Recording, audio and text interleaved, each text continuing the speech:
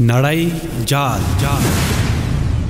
په دې خپرونه کې پر ټولنیزو رسنیو خپاره شوي تاوده موضوعات، افواهات، خبرګونونه، سپیناوي او پرمختګونه څېړل او تحلیلیږي. دا خپرونه د هرې شنبې، دوشنبې او چهارشنبې په ورځو کې په 12:15 دقیقو او بیا ځلې د هرې یکشنبې، سه شنبې او پنجشنبې په ورځو کې په همدې وخت اوریدلای شئ. نړۍ جال. بسم الله الرحمن الرحیم. د حریت رادیو قدرمن اوریدونکو او د غراز د ټولنیزو رسنیو کارونکو السلام علیکم ورحمت الله وبرکاته.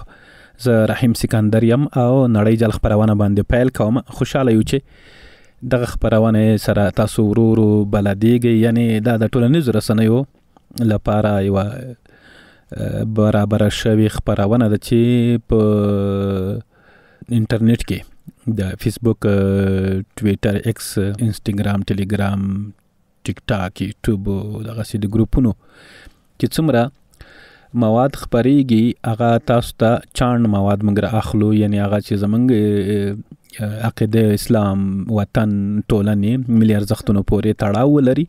یا ځینې داسې وي چې په نورو هیوادونو کې ځینې پیښې وي، ځینې راپورونه وي چې هغه زمونږ له عقیدې سره تړاو لري یا زمونږ د ځینې ارزښتونو سره تړاو لري، هغه تاسو ته وړاندې کوو.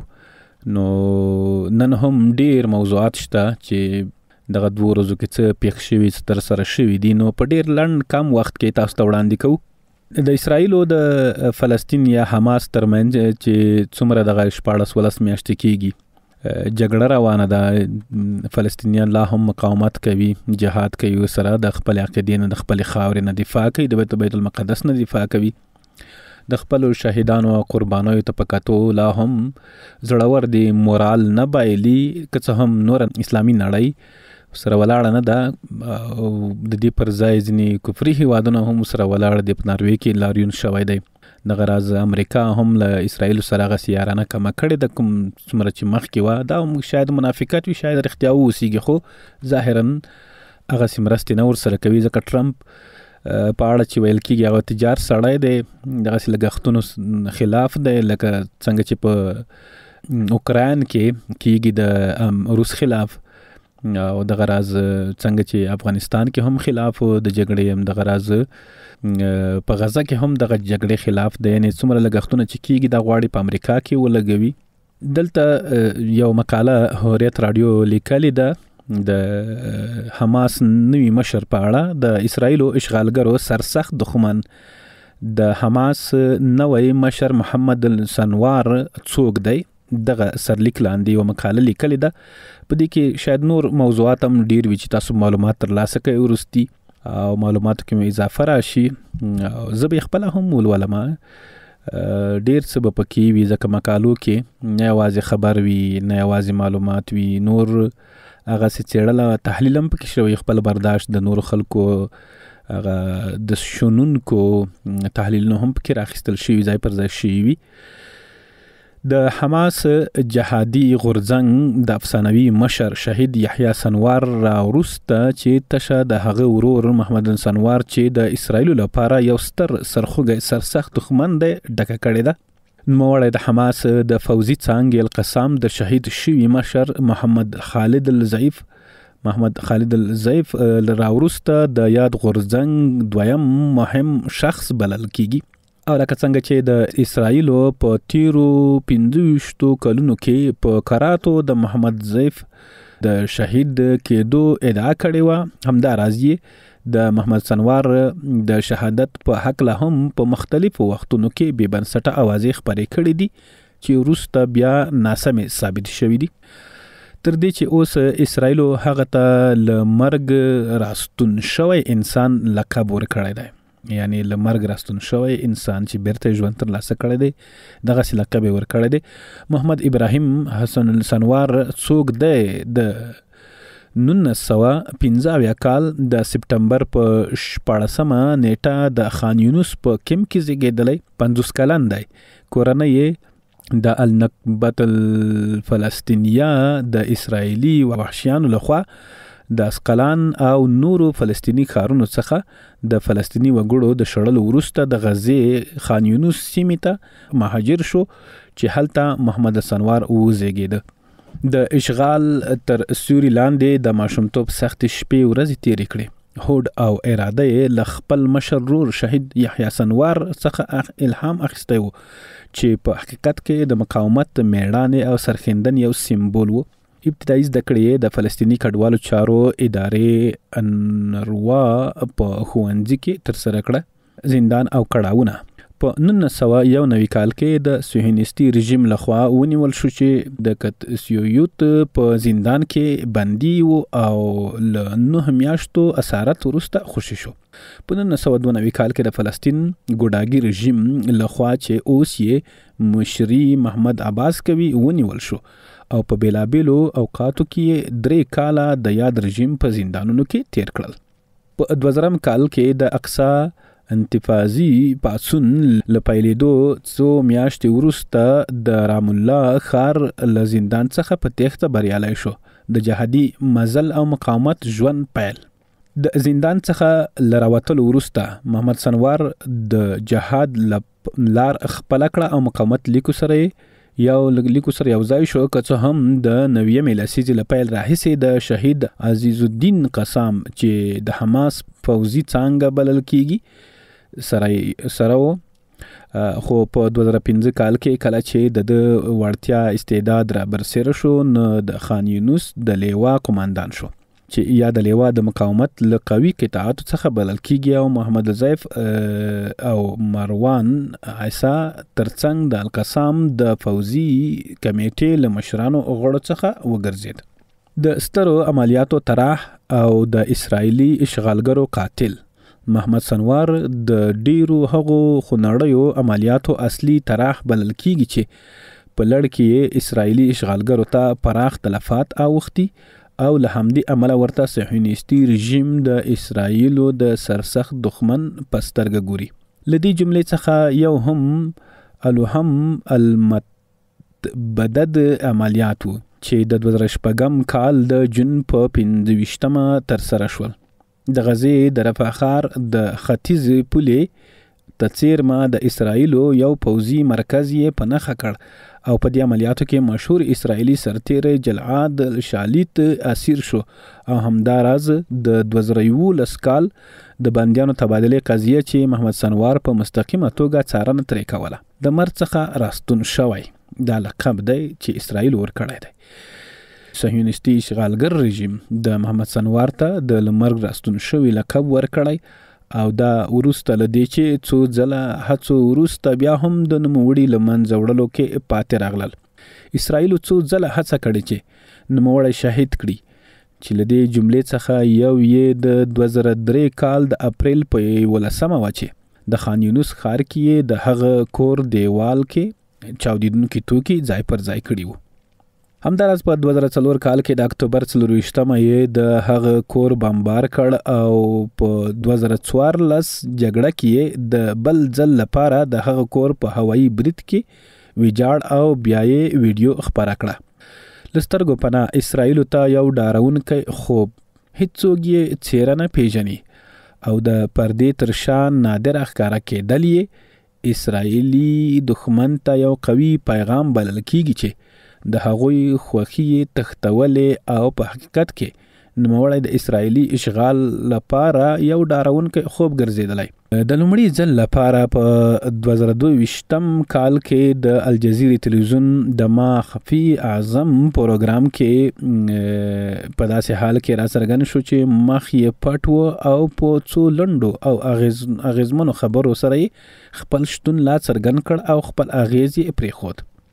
اسرائیل څو ځله انځورونه او ویډیویي صحنې خپرې کړې او ادعا یې وکړه چې محمد سنوار دی او په هغه کې لیدل کیږي چې محمد سنوار په موټر کې د غزې ځمکتل یا یو لوی تونل کې ګرځي چې دا د اسرائیلو لپاره ډیره ویرونکې صحنه او یو ستر تندرس ګزار و چې په حقیقت کې د هغوی تونلونو ژوروالی او پیاوړتیا څرګنده کړه چې حماس او مقاومت ډلو په غزه کې جوړ کړي او لا تر اوسه اسرائیل نه دي توانېدلي د تونلونو یا د شبکه له منځه یوسي. د دې ترڅنګ د هغو تونلونو د انفجار او ورته د چاودنې ورکولو مفکوره هم محمد سنوار و چې اسرائیلي رژیم یې د کشف هڅه کوي او په لړ کې القسام او نور مجاهدین بیا ورته انفجار ورکوي چې د اسرائیلي قوې د مرګ ژوبلې لامل ګرځي. محمد سنوار د ځمکتل یا تونل شبکې د کیندلو او په ډیر پیچلي طریقې سره د جوړولو مستقیمه څارنه او مشري کړې څو اسرائیل ونشي کولی له منځه یوسي چې د 1.5 کال څخه زیاتې جګړې او زور آزمویلو وروسته سره له دې چې غزه کابو ټوله ړنګه کړې خو بیا هم اسرائیل نه دي توانېدلي دا شبکه له منځه یوسي او کابو 80% یعنی 80% د تونلونه لا تر اوسه هم جوړ دي. د اسرائیلي استخباراتو موساد هدف محمد سنوار د اسرائیلي رژیم د استخباراتو موساد ادارې یو اصلي هدف دی چې له ډېرې مودې یې په لټه کې دي. هغوی د محمد سنوار په حقله د معلوماتو ښودلو په مقابل کې $ملیونونه اجازه اعلان کړې چې نوموړی د اسرائیلو اهدافو په لیست کې د خپل ورور یحیی سنوار راوروسته دویم شخص دی. د وال سټریټ ژورنال ورځپاڼه د محمد سنوار په حقله وایي حماس یو بل سنوار محمد سنوار چې وی کولی شول بیا ځلې د حماس لیکې منظمې کړي یعنی د یحیی سنوار رور د هغه د شهادت څخه راوروسته د حماس جهادي غورځنګ جنگي وړتیاوې بیرته راژوندۍ کړي او د ځوانانو د جذب یو کمپاین یې رهبري کړ چې له امله حماس د وکولی شول بیا له سره تنظیم او لیکې پیاوړي شي. د اسرائیلي فوز یو جنرال امیر پی وایي موږ داسې حالت ته رسیدلی یو چې د هغوی حماس د بیا راپورته کېدو او منظمېدو کچه او سرعت د هغوی له منځه وړلو څخه ډیر لوړ دی او محمد سنوار دی چې هر څه اداره کولی شي. دا د محمد سنوار دی چې د شهید یحیی سنوار ورور دی. د شهید یحیی سنوار ورور څو ورځې وړاندې د خپلو 3 زامنو سره شهید کړی شو بمبار کې. نو دا داسې کورنۍ ده چې بیخي هغه خبرونه یې نشي برداشت کولی یعنې ډېرې قربانۍ ورکړي دي. دا د اسماعیل هنیه غوندې یو کورنۍ ده د هغه نه ډېره پیاوړې ده یعنی په علمي لحاظ دوی د پوهنتون استادانو لیکوالانو یعنی هیڅ کمای نه و د دنیا کې د نعمتونو د امکاناتو د وسایلو د ښه ژوند برابرولو څنګه چې اسلامي امارت ته هم امریکایانو ورکولی شول ورکولي وړاندیزونه یې کړي وو خو یې نه منل خپل جهاد ته دوام ورکو بلاخره په هغه امتحان کې کامیاب شول. دغسې د غزې د حماس ډلې هم یو لوی امتحان دی چې الله تعالی پرې راوستی دی. ټوله نړۍ ورته یوه ده په یوه په دې معنا چې مسلمانان هم ورسره نه دي او چا چې ورسره رسیږي. او ډېر کله به دا سوال وي چې ولې اسلامي امارت چې 50-40 ملکونه یې مات کړي دي نو هغه حساب خو بیا ټولو ته معلوم دی چې دلته رښتیا هم دا لوی امپراتوري دریمه و چې ماته شوله خو لا اسلامي امارت هغسې موډ کې نه دی چې مستقیما د یو چا نه داسې مرسته وکړي یا مخنیوی وکړي چې په هغه کې رښتیا هم اسلامي امارت زور لري. نو الله تعالی یې ویني ټول خلک یې ویني ټول هیوادونه ټوله نړۍ یې ویني چې اسلامي امارت اوس ایله توانېدلی چې افغانستان ورغوي د خلکو فکرونه ورغوي دلته بیلابیلو تعلیمي برخو کې بیا رغونې برخه کې فکری برخه کې او نور داسې سیاستونه دي چې هغه د افغانستان ته پیښېدلی شي. افغانستان ته لا هم خلک ښه نه دي نړۍ ورته ښه نه ده ډېره ستره بدیداره کورنۍ د اسلامي امارت. نو د دې دفاع دپاره ډېر کار پکار دی لا هم فوز منظمول پکار دي دې ته وسایل پکار دي ټکنالوژي پکار ده علم پکار ده اصلي تعلیم ډېرې کیسې دي چې اسلامي امارت اوس کولی شي چې خپل هیواد کنټرول کړي او څومره چې وس یې دی الله تعالی یې ویني. نو که وس برابر شو بیا خو به تاسو ګورئ چې په ډېر کم امکاناتو یې افغانستان ونیو فتح یې که امریکایانو ته شکست ورکړ سره له یارانو دوستانو ملګرو چې ورسره راغلي وو. نو که وس ورسېدو بیا به د هر چا پوښتنه وکړي به د ګاونډ نه پوښتنه وکړي بیا به د اسرائیل نه پوښتنه وکړي بیا به د عربو نه پوښتنه وکړي چې تاسو په خپل ارزښتونو باندې څنګه لوبې وکړئ، څنګه مو ټرمپ ته داسې هرکلی وکړه، درون هرکلی چې ښځې او ماشومان ټول مو په ګډا کړل، ورته خپل هم ورته وڅرخېدی او د خپل هغه د چا ملک و، د چا خاوره وه، دلته څنګه کفار مات شوي دي، بیا تاسو څنګه داسې ورته ونڅېدئ. د دې نه خپل مسلمانانو نه مو خپله اوله پوښتنه وکړي امارت. نو الله تعالی دې موږ پکې بریالي کړي. ستاسو دعا او ستاسو هغه ملاتړ د ملت ملاتړ ته ډېر اړتیا ده. د انګلستان د بهرنیو چارو وزیر ډیویډ لامي ویلي چې اسرائیلو سره یې غزه کې د عملیاتو له پراخولو وروسته د آزادې سوداګرۍ اړوند خبرې اترې ځنډولې دي. برطانوي حکومت دغه راز د اسرائیلو له لوري د عملیاتو له پراخولو وروسته د هیواد کې د اسرائیلو سفیره تزیپی هوټوویلي ورغوښتې ده او په دې اړه یې ورته خپله ناخوښي ښودلې ده. د رویټرز خبري اژانس له راپور سره سم د انګلستان بهرنیو چارو وزیر ویلي اسرائیلو د کړنو پر وړاندې ټولې تړلي لاسونه نشو درېدی. یعنې د دوی په وړاندې تړلي لاسونه نشو درېدی. هغه دې ته اشاره کړې چې د غزې د جنگ اړوند د اسرائیلو تګلاره د دواړو هیوادونو ترمنځ اړیکو ته زیان رسوي. لامي زیاته کړې ده چې په دې مرستو بار 9000 لارۍ غزې ته د ننوتو انتظار باسي او نتنیاهو باید د غزې کلابندي لرې کړي.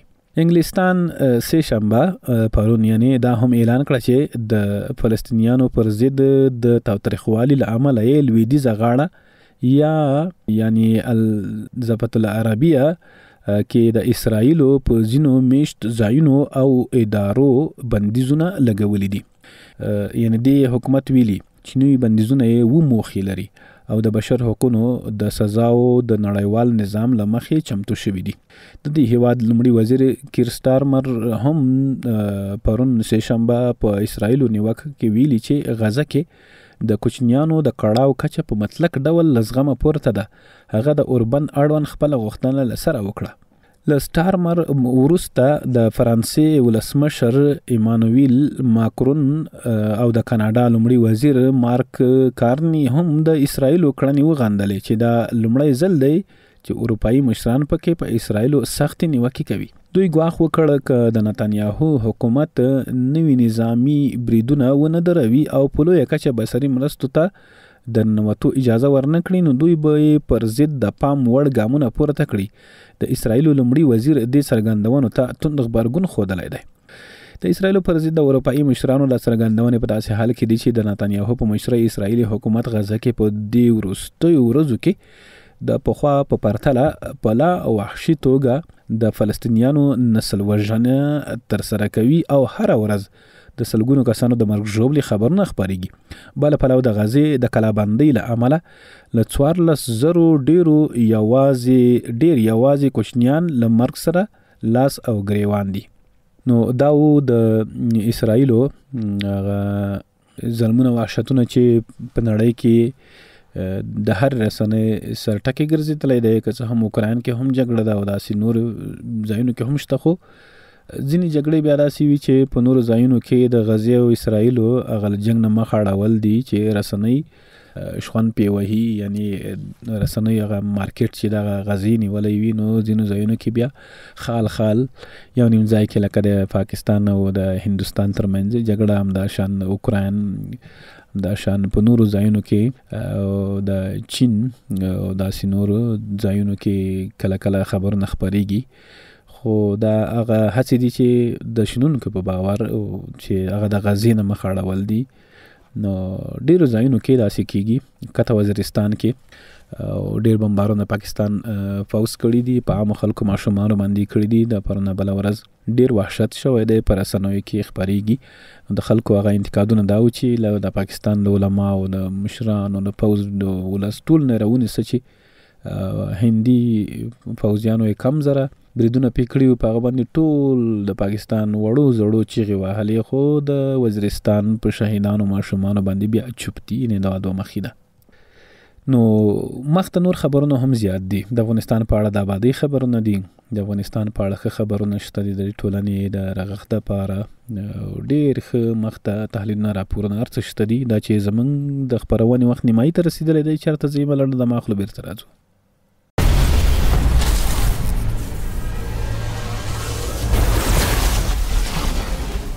نړۍ جال په دې خپرونه کې پر ټولنیزو رسنیو خپاره شوي تاوده موضوعات، افواهات، غبرګونونه، سپیناوي او پرمختګونه څېړل او تحلیلیږي. دا خپرونه د هرې شنبې، دوشنبې او چهارشنبې په ورځو کې په 12:15 دقیقو او بیا ځلې د هرې یکشنبې، سه شنبې او پنجشنبې په ورځو کې په همدې وخت اورېدلی شئ. نړۍ جال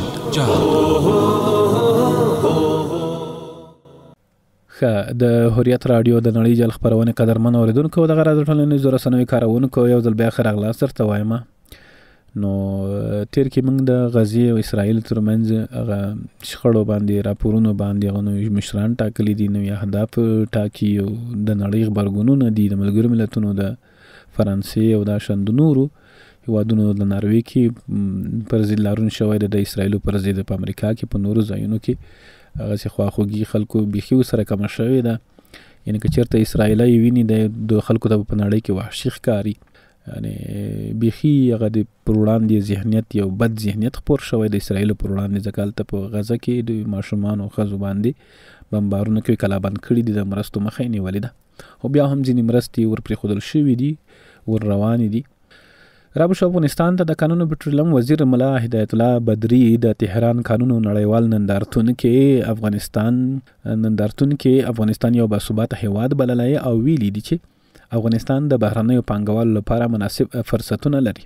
ښاغلي بدری ویلي اسلامي امارت هڅه کوي د ګاونډیو هیوادونو له تجربو د کانونو کیندنې برخه کې ګټوره استفاده وکړي.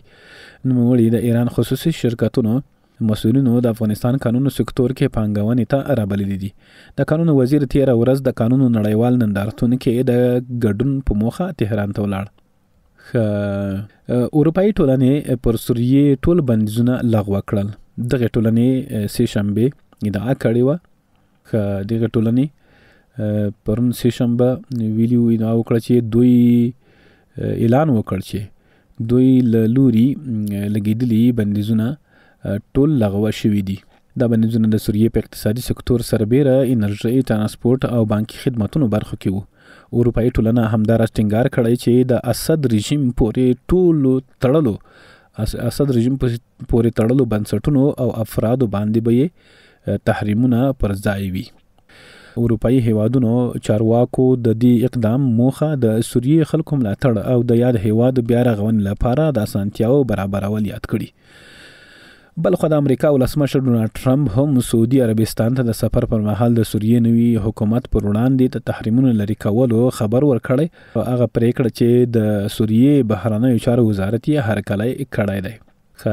رابشو افغانستان خوست ولایت کې د 22 میلیونه افغانیو په لګښت د مهمو پروژو چارې بشپړې شوې. دا یو سړک و چې ډېر ښایسته انځورونه د پرون وړاندې کول، یعنی تقریبا نیمه میډیا فیسبوک هم دی نیولی و دې سړکونو. دا سړک چې د خوست ولایت د 1200 فامیلیو شمال ختیځ لوري ته د پوهنتون شیخ زاید پوهنتون پر لاره، یعنی د پوهنتون مخې ته د نوي بارګینونو په منځ کې د اداري کمپلیکس او ملکي روغتون ته ورتیر شوی دی چې ډېر ښایسته ښکاري، نه حلقوي سړک سره نشر شوی دی. نو د خلکو هغه مینه، د وطن سره مینه، د بیا رغونې سره مینه، هغه له دې نه څرګندېږي چې دوی زیات نشر کړي دغه عکسونه او زیاتو خلکو خوښ کړي دي. ننګرهار پوهنتون کې د فکري یرغل پر وړاندې د مسلمان ځوان مسؤلیت په نوم سیمینار پای ته ورسید. یعنې د فکري یرغل په دې معنی چې د خلکو فکرونه په تیر کې ډېر خراب شوي دي، د اسلام پر وړاندې، اسلامي دایې پر وړاندې، د افغانستان پر وړاندې، د دې ټولنې کلتورونو، لباسونو، ارزښتونو، حساسیتونو پر وړاندې ډېر بد ذهنیتونه خپاره شوي. دلته د پروژو، د انجیوګانو، مؤسسو له لارې د خلکو بېلابېل څخروارونه ډالر نه، نو خلکو ته وظیفې هم دا شان بهر وتل او دا شان نور ډېرې پروژې دلته راوړل شوې وې چې یعنی که تاسو یوازې دغه سریالونه حساب کوئ دا ډرامې او سریالونه چې زیات خلک هغه فکري لحاظ څومره وځپل نو د دې لپاره بیلابیل سیمینارونه جوړیږي دوی لپاره ځینې کتابونه ویشل کیږي چې هغه ولولي او د سیالۍ ورته برابرې کې په هغې جایزې ورکول کیږي خو ډېر داسې کسان برخه پکې اخلي چې هغه په فکري لحاظ یا ناخبره وي یا تیر کې ځپل شوي وي خو زمونږ لوی یوه غوښتنه دا ده چې کله کله داسې وي چې ځینې سیالۍ وړاندې کیږي د چا او چا لخوا خو هغوی خپله هم نه وي مطالعه کړې یعنی مثلا نبوي سیرت سیالۍ دي داسې مطلب د امارت پیژندلو په اړه دي همداشان د دې دایې په اړه دي زمونږ راتلونکي په اړه دي زمونږ د فکر عقیدې په اړه دي د لمانځه په اړه دي د اسلامي شاعرو په اړه دي نو دا که څوک سیالۍ وړاندې کوي یو انتقاد دا هم دی وایي دغه څوک چې برابروي هغه په خصوصي توګه مثلا د حکومت لخوا نه وي ځینې داسې وي چې خصوصي توګه د مدني فعالیت په نوم باندې ځینې خپروي نو هغوی که خپله مطالعه کړي دا برځکه ښیي چې نو یو چا چې خپله نه مطالعه کړي هغه به څنګه سیالۍ وړاندې کړي ژر به د سوري زړه ناروغانو درملنې لپاره ځانګړی روغتون فعالیت پیل کړي کابل کې دغه ځانګړي روغتون د پرانستې پر سره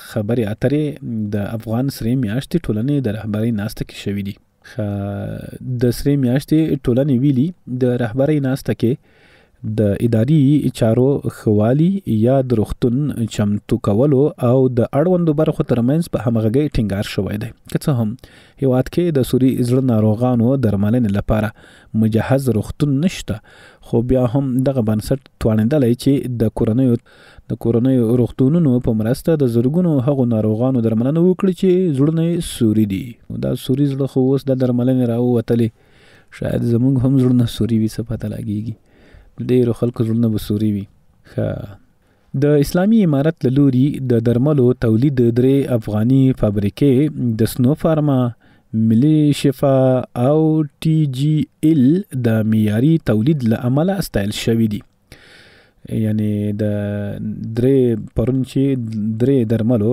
فابریکې وستایل شوي او نړیوال باور سندونه ورکړل شول یعنی سرټیفیکټونه ورکړل شوي دي د معیاري تولید له امله استایل شوي دي او د جی ام پی نړیوال اعتبار لرونکي سرټیفیکټونه ورکړل شوي دي د ریاست الوزرا اقتصادي مرستیال ملا عبدالغني بیرادر اخوان په دې اړه په عامه روغتیا وزارت کې جوړه شوې غونډه کې ویلي چې د درملو تولیدي فابریکې د لدې ملي او نړیوالو معیارونو سره سم د درملو کیفیت او کمیت ته پوره پاملرنه وکړي یعنی څومروالي او څرنګوالي ته اقتصادي معاونیت ویلي چې ښاغلي بیرادر اخوان داخلي فابریکو مسؤلینو ته ویل که تاسو له ملي او نړیوالو معیارونو سره سم درمل تولید کړئ دا به نه یوازې لویه لاسته راوړنه وي بلکې پر وارداتي درملو به د هیواد تکیه راکمه او په دې برخه کې به موجوده تقاضا په کور دننه پوره شي د اسلامي امارت د لوړپوړي چارواکي ټولو کورنیو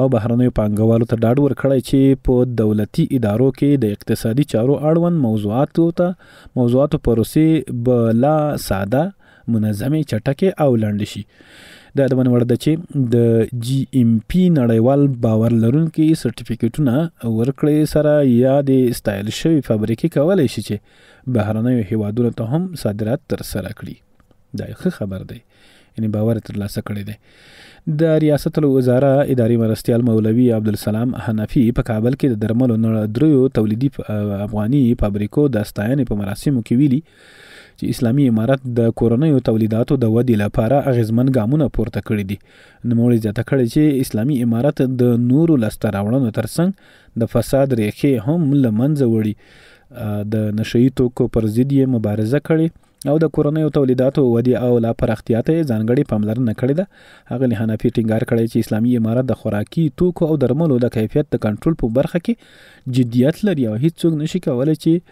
بې کیفیته توکي د هیواد بازارونو ته وړاندې کړي په همدې مهال د ریاست الوزرا اقتصادي مرستیال ملا عبدالغني بیرادر اخوان هم په دې مراسمو کې ټینګار کړی چې د کورني شرکتونو باید با کیفیته درمل تولید کړي او له هغوی څخه یې غوښتنه کړې چې درمل د ملي او نړیوالو معیارونو مطابق تولید کړي. د یادونې وړ ده چې اسلامي امارت 3 درملو تولیدي افغاني فابریکې وستایلې او د نړیوالو باورونو سندونه یې ورکړل چې پر مټ یې کولی شي بهر هیوادونو ته هم صادرات وکړي. د افغانستان د عدلیه وزیر دا بل خبر دی. د افغانستان د عدلیه وزیر مولوي عبدالحکیم شرعي د روسیې د سن پیټرزبورګ نړیوال حقوقي مجموعې په 14مه ناسته کې ویلي چې د اسلامي امارت ټول قوانین او قضایي پریکړې د شریعت پر اساس تدوین کیږي او د ټولو حقوق پکې خوندي دي. دا نړیواله ناسته د روسیې هیواد په کوربتوب جوړه شوې چې د نړۍ څه باندې 80 هیوادونو د عدلیه وزیرانو قضایي مقاماتو پکې ګډون کړی. په د نړیواله غونډه کې ښاغلي شرعي ویلي چې اسلامي امارت اسلامي شریعت ډیر سپیڅلی او ارزښتناک ګڼي او درناوی یې پر ټولو لازم بولي ځکه اسلام په واقعي توګه انساني کرامت او نړیوال عدالت تضمینوي.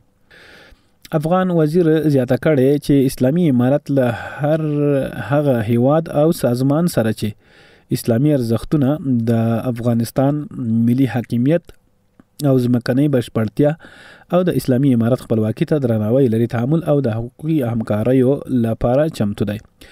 یاره د ویجې د 3 ورځې نړیواله غونډه 13 دوشنبه روسیه کې پیل شوه چې د افغان وزیر ترڅنګ پکې د نورو هیوادونو د عدلي وزیرانو قضایي مقاماتو او حقوقي کارپوهانو هم وینا کړې وه. نو څو ورځې وړاندې خو د ریاست الوزرا مرستیال ملا عبدالغني برادر اخوان هم سفر درلود چې بیا ډک لاس راستون شو. د روسیې سره تجارتونه پیل کړل. هغوی د نه مخکې تور لیست نه ایستلي وو او روسیه کې به سفیر ګمارل کیږي. نو دا ټول هغه نړیوالې هڅې دي چې مخکې مې یادونه وکړه چې ایران ته ځینې چارواکي لاړل، بیا چین ته متقي صاحب لاړ، همدغه راز روسیې ته د هند سره اړیکې وې. دا ټول هغه نړیوالې بهرنۍ اړیکې دي چې د افغانستان پالیسي تنظیموي او دغه له مخې بیا ورو یعنی ډېره چټکتیا سره هم نه دی کې فکر پکار ده، غور پکار ده پالیسي ته په کتو نو خلکو سره تعامل یا نور نړۍ سره ګاونډیانو سره تعامل نو دا به ورو کېږي. دا سیاستونه دي نو دا ډېر داسې په بیړه نه کېږي چې بیړه ورته وکړي بیا استعمالیږي پکې افغانستان او د استعمال نه یو طرف نه یو د چا طرف نیول د چا باندې ننګه کول دا هغه څه دي چې تېرو نظامونو ته هم ډېر سرخوږی جوړ کړی او له منځه تللي دي. کډوالو وزارت د هند د بشري مرستو د ویش لړۍ پیل کړې. د کډوالو او راستنېدونکو چارو وزارت په خبرپاڼه کې ویلي چې له پاکستانه راستنو شویو زرګونو کډوالو کورنیو ته د هند د بشري مرستو د ویش لړۍ پیل کړې ده. یا وزارت وایي چې د هند لخوا مرستې به په شفاف ډول 15,000 کډوالو کورنیو ته وویشي. په دغه بشري مرستو کې 11 قلمه بېلابېل خوراکي توکي شامل دي. دلته دغه خبر هم چې خپور شو چې هند مرستې کړي دي د افغان کډوالو سره او دې نه مخکې د خوست کې د غلام خان له لارې پاکستان ځینې چاودېدونکي توکي بیلرونو کې راوړل شوي هغه سره پرتله کړي وو. نو دلته بیا خلکو ویلي وو چې دغسې ګاونډیتوب کېږي چې لکه پاکستاني چې کوي چې هغوی چاودېدونکي توکي راوړل او نیول شوي دي شاید د اختر دپاره نور ځایونو کې د چاودنې ترسره کولې چې هغوی مخه د افغانستان اسلامي امارت زړورو ځواکونو مجاهدونو نیولې ده. نو بل خوا دلته بیا هند دا څه هم هغه رقابتونه دي که نه دلته مخکې هم تېرو حکومتونو کې داسې نیابتي جګړې شروع شوي دي خو اسلامي امارت دې ټولو شیانو ته متوجه دی. د امریکا پخوانی ولسمشر جو بایډن د پروستات په سرطان اخته شوی. د ټرمپ نه مخکې چې د امریکا ولسمشر و جو بایډن وایي دا د پروستات په سرطان اخته شوی. د راپورونو له مخې د امریکا پخوانی ولسمشر جو بایډن د پروستات په یوه پرمختللي او تیز ډول سرطان ناروغۍ اخته شوی چې اوس یې هډوکو ته هم خپور شوی دی. د بایډن دفتر په یوه خبرپاڼه خپاره کړې بیان کې ویلي چې اوس هغه او کورنۍ یې له ډاکټرانو سره د درملنې په لارو چارو غور کوي. نو که څه هم دا یې که مړ شي که هر څه شي د خپل کار ایستلی دی. افغانستان کې ظلمونه وحشتونه کړي دي 15 کاله څومره دغه خپله دوره بشپړه کړه خو بیا هم د مسلمانانو زړونه پیښېدلی شي. دوه بهرني شرکتونه افغانستان کې د برېښنا پر تولید پانګونه کوي. دوه بهرنیو شرکتونو مسؤلینو د اوبو انرژي وزیر ملا عبداللطیف منصور سره په کتنه کې په افغانستان کې د 200 تر 400 میگاواټه وړتیا لرونکي لمریزې او بادي برېښنا د تولید په برخه کې پانګونې ته لیوالتیا ښودلې ده. لیوالتیا په دې معنی یعنې غواړي چې پانګونه وکړي. په ورته وخت کې عبداللطیف منصور د دې پریکړې هرکلی کړی او د همغږیو او عملی اقداماتو پر چټکتیا ټینګار کړی دی. د اسیا پرختیایي بانک افغانستان کې د اوبو انرژي پروژو کې د همکارۍ ژمنه کړې ده. د اسیا پرختیایي بانک عمومي رئیس ډیوډ هیل د اوبو او انرژي له سرپرست وزیر ملا عبداللطیف منصور سره کتلې دي. د اوبو انرژي وزارت وایي چې هیل په دې کتنه کې د افغانستان کې د نیمګړو او نویو پروژو په لیکولو په برخه کې د همکارۍ د بیا پیل ژمنه کړې ده. د اوبو انرژي وزیر کابل پنشیر او د کابل پنشیر اوبو لیږد شاتوت بند او دلی بند د پراختیا پروژو لپاره د دې بانک همکاري مهمه بللې او د هغې د دوام غوښتنه یې کړې ده. ایران ته د افغان کډوالو د هویت د تثبیت لپاره کاري ټیمونه استول کیږي. د SIA معلوماتو اداره وایي د نفوسو او احوال ثبت د احوالو ثبت مرستیال محمد نبی نصرت د بهرنیو کډوالو او مالیې وزارتونو له استازو سره په لیدنه کې ایران کې د افغان کډوالو د هویت تثبیت لپاره د کاري ټیمونو د استولو په څرنګوالي خبرې کړې دي. نړیوال بانک د افغانستان شرکتونو $50 میلیون پورونه ورکوي. د بل ورځ خبر دی، خوښه خبر دی. یعنی خلکو ویل چې په نور هیوادونو باندې د بانکونو پورونه وي، مثلا پاکستان یا نور هیوادونه، خو افغانستان یو داسې هیواد دی چې 50 کاله هغه یو شعر ویلی کېږي او مصره ده چې 50 کاله جنګونو قرضدار نه کړې کابله. نو افغانستان چې دی هغه بانکونه، نړیوال بانکونه یې قرضدار دي. یعنی په لومړي پړاو کې به یو $10 میلیون شرکتونو ته ورکړي.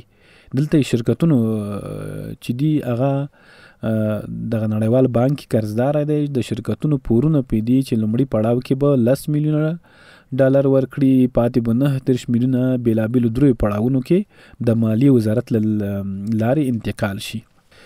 کابل کې د والیبال غوره لیګ 4م پړاو سیالۍ پیل شوې. زه به زر خبرونه ووایم. د بشر حقوقو څار سازمان وایي افغانستان کې د جنگي جرمونو د قربانیان لا هم د عدالت په تمه دي.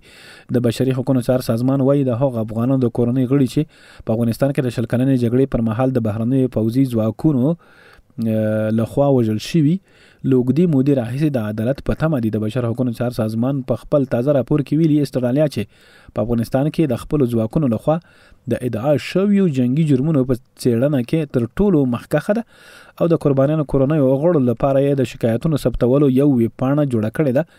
د بشري حقوقو سازمان وایي تر دې دمه استرالیا خپل یوازې یو سرتیری په دغو جرمونو تورن کړی دی. کندوز کې ترافیکي پیښې 15 مړه شوي او 2 نور ټپیان دي. هرات سرپرست والی د ټاپي پروژې د پرمختګ لپاره د همکارۍ ډاډ ورکړی دی. یعنې 4 لار روانې دي، د 2 کیلومتره مخته تللی دی. اروپا د بشري مرستو 4م فورم په بلجیم کې پیلېږي. د افغانستان لپاره د اروپایي ټولنې دفتر ویلي چې 2025 کال د اروپا بشري مرستو 4م فورم په بلجیم کې پرون پیل شوی دی. له بدخشان او نورستان سره د پنشیر د نښلونکو سړکونو چارې 80 سلنه بشپړې شوي دي. یعنې د بدخشان سره د نورستان سړکونه نښلول کیږي.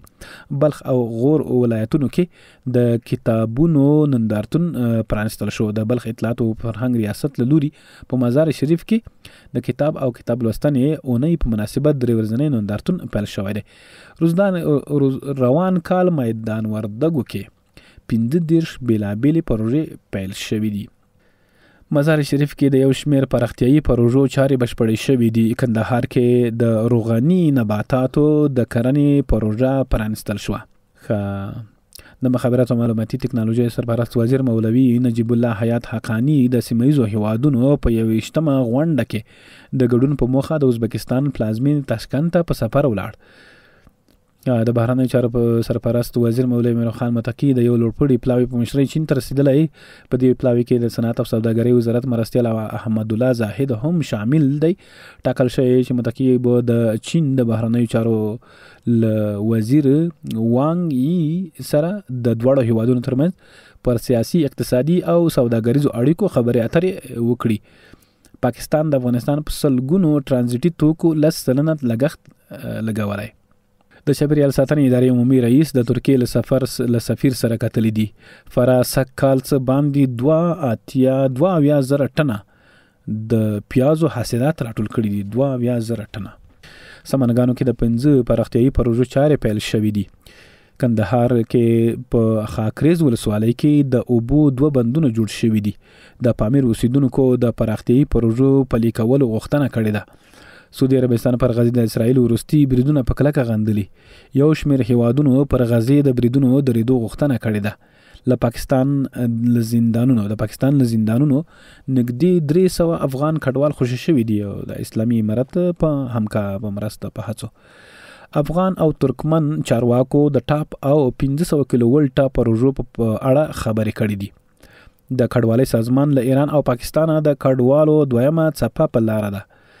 نظری د اقتصاد وزارت مسلکی مرستیال عبداللطیف نظری ایران ته د سفر په ترڅ کې له ایرانی رسنۍ سره په مرکه کې ویلي چې پراخه همکاري د امریکا د بندیزونو اغیز کموي. خوست کې د 2 میلیون افغانۍ په لګښت یو سړک جوړ شوی دی. هدایت الله بدری افغانستان د پانګونې لپاره مناسب فرصتونه دي د قانون پټرولیم وزیر وایي. فاریاب کې د 10 ممیز خونو جوړولو چارې پیل شوې دي. ممیز نه کشمش. ترکیه افغانستان سره اروپا د غالیو په صادراتو کې همکاري کوي. نه د کالینه د رئیس موږ ورته وایو ساده اصطلاح کې. د بهرنیو چارو وزارت مالی او اداري مرستیال ډاکټر محمد نعیم وایي نړیواله ټولنه د عمداره پرمختګ لپاره افغانستان سره همکاري وکړي. پکتیا کې د کتابونو یو ورځنی نندارتون جوړ شو.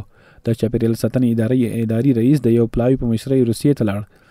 ایران کې د بس چپه کېدو له امله 22 تنه افغان کډوال ټپیان شوي دي. خامنه‌ای امریکا سره په روانو مذاکراتو باور نه لرم. ملا عبدالغني برادر هیواد کې د کیفیت لرونکو درملو پر تولید ټینګار وکړ. اروپایي ټولنه پر سوریې لګول شي بندیزونه لغوه کوي. د ترکمنستان لوري سره د تورغونډۍ بندر د پراختیا په اړه خبرې شوي. روغتیا سازمان له پاکستان د افغان کډوالو پر ایستلو اندېښنې ښودلې ده. د کابل کې د صنعت او اونۍ ملي او نړیوال 6 ورځنی نندارتون جوړیږي. یعنی کابل کې د صنعت اونۍ ملي او نړیوال 6 ورځنی نندارتون جوړیږي. د صنایع او قانونو خونی رئیس شیرباز کامین زاده ویلي د صنعت اونۍ ملي او نړیوال راتلونکي ونې د افغانستان نړیوال نندارتون په مرکز کې جوړیږي چې په 200 غرفو کې به د بیلابیلو سکتورونو کورنۍ تولیدات او محصولات نندارې ته وړاندې شي. نو قدرمن اوریدونکو زموږ د خپرونې وخت پای ته رسیدلی. نړۍ جل خپرونه له حریت رادیو خپرېده. د حریت رادیو نور خپرونې هم تعقیب کړئ. تر بیا د الله تعالی په امان.